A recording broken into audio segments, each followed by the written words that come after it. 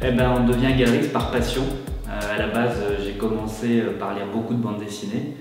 On m'a offert un recueil du journal de Mickey pour Noël quand j'avais 8 ans. C'est mon oncle qui m'a offert ça et ça a commencé comme ça. Et après, tu dévores plein de magazines, plein de revues, tu dévores le journal de Mickey, Picsou. Et puis un jour, quand tu es un peu plus grand, tu tombes sur Métal Hurlant et à suivre. Puis là, tu te demandes ce qui se passe parce que tu te prends une claque. Il y a quand même des choses assez surprenantes. On est loin de Disney, on est loin de Peyo, on est loin de Lucky Luke, on est loin de tous ces artistes et ces univers. Donc c'est la grosse claque. Et puis tu commences à collectionner, tu t'achètes un tirage de luxe. Et puis tu vas dans des festivals, tu rencontres des artistes, tu commences à faire des dédicaces. Tu t'ouvres à un monde incroyable, tu te dis que tu peux côtoyer tes idoles. C'est comme si tu pouvais aller rencontrer dans un week-end Robert De Niro ou Al Pacino, c'est quand même assez fou. Tu vas voir Jacques Martin qui dédicace Alix ou Lefranc que tu as lu en pension, que tu as échangé avec tous les gars de ta maisonnée, tous les albums d'Alix pendant plusieurs mois. Donc ça te rappelle plein de bons souvenirs et c'est comme ça que tu deviens collectionneur.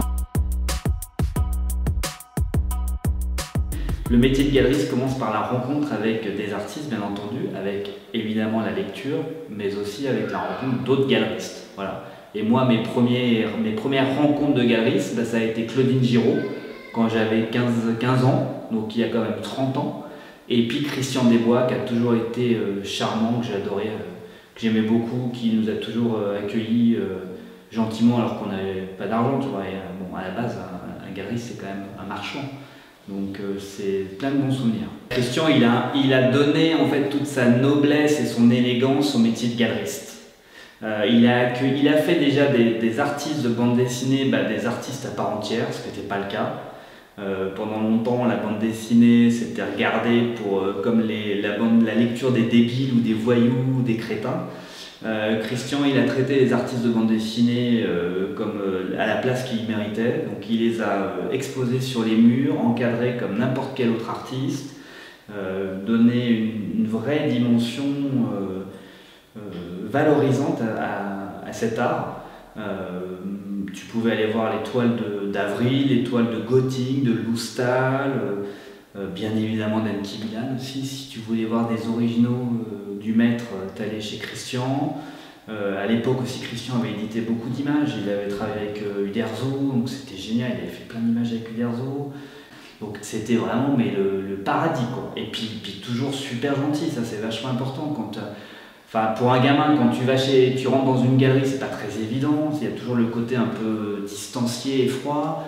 Là, alors après, Christian, il n'allait pas te taper sur l'épaule, mais il avait toujours un mot gentil, il était toujours bienveillant avec toi. Et ça, c'était super important quand tu rentres dans ce genre de lieu. J'ai commencé tout seul en 2001, sur Internet, chez moi. J'avais un métier à côté que j'ai gardé pendant 16 ans. Donc c'était un métier passion, je faisais tout seul.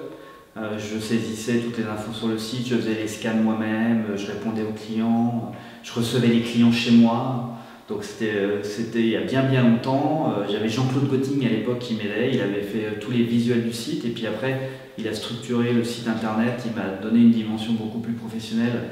Donc je l'en remercie et il continue toujours à travailler avec nous, c'est notre directeur artistique. Donc 2001-2020, ça fait un petit bout de chemin ensemble. Et après, en 2006, j'ai ouvert avec Antoine Maton, donc mon nouveau ex-associé, une galerie rue Condorcet, c'est une petite galerie de 20 mètres carrés. Mais on avait un plaisir énorme. Pour nous, la taille ne représentait rien, c'était super. Et on a travaillé avec eux à cette époque, avec Gabriel Gauthier, Loustal, Munoz, Skeuten, Dave McKean, enfin c'était génial. Il y avait un côté, il n'y avait rien d'impossible en fait. Et en fait, ce qui a beaucoup changé, c'est la vente de Enki Bilal chez Arturial. Et là, les prix d'Enki ont donné encore une autre dimension à la bande dessinée. Voilà. Donc il y avait beaucoup de clients qui gravitaient autour de la bande dessinée qui ne savaient pas qu'on pouvait acheter des originaux, des personnes avec des moyens, et ces personnes sont arrivées dans la bande dessinée. Alors moi je fais une petite digression, je suis désolé, j'entends beaucoup de personnes qui disent il y a beaucoup d'investisseurs dans la bande dessinée. Alors soit j'ai pas de chance ou de la chance, ça dépend du point de vue duquel on se place, mais moi j'ai très peu d'investisseurs à la galerie. C'est beaucoup de clients, bien sûr avec les moyens évidemment, parce qu'on parle toujours de belles sommes d'argent, mais j'ai beaucoup de clients passionnés. Voilà, j'ai très peu d'investisseurs. Pour moi, la bande dessinée est un art en soi. Donc, la première étape, je pense, c'est de faire entrer la bande dessinée dans les musées. Et je pense qu'il faut que ça se développe de plus en plus. Ça ne suffit pas, c'est super, mais il n'y a aucune pièce dans des collections nationales, à part une planche offerte par Moulinsart à Beaubourg. Mais à Grenoble, il y a quelques pièces aussi, mais ça reste... Je ne parle pas du musée Angoulême parce qu'il est dédié à ça. Mais les collections nationales n'ont pas assez d'œuvres de bande dessinée. Donc je pense qu'il faut faire des expos institutionnels, et il faut qu'après les institutions en comité d'acquisition se réunissent et se fassent violence pour acheter de la bande dessinée. Tout est dans des collections privées. Parce qu'en bande dessinée, c'était quand même des dizaines d'années que les pièces sont sorties de chez les artistes quand même. Ça a toujours été un milieu où c'était assez dynamique à ce niveau-là. Donc tout est placé dans des collections privées, il n'y a rien dans les collections nationales. Alors que là, on voit Georges Lucas qui est en train de construire son musée, qui est un ovni dans tous les sens du terme, à Los Angeles, qui va être juste génial. Il va présenter un département de bande dessinée qui va être à nous couper le souffle. Et en France, on va être encore à la traîne. Alors, il y avait des projets, il y a eu des projets pendant longtemps. On a beaucoup Michel-Édouard Leclerc, on a entendu le projet qui devait se monter. Michel a ouvert sa fondation en Bretagne, qui est un lieu magnifique, mais c'est vrai que pour la bande dessinée, ça ne s'est pas encore fait.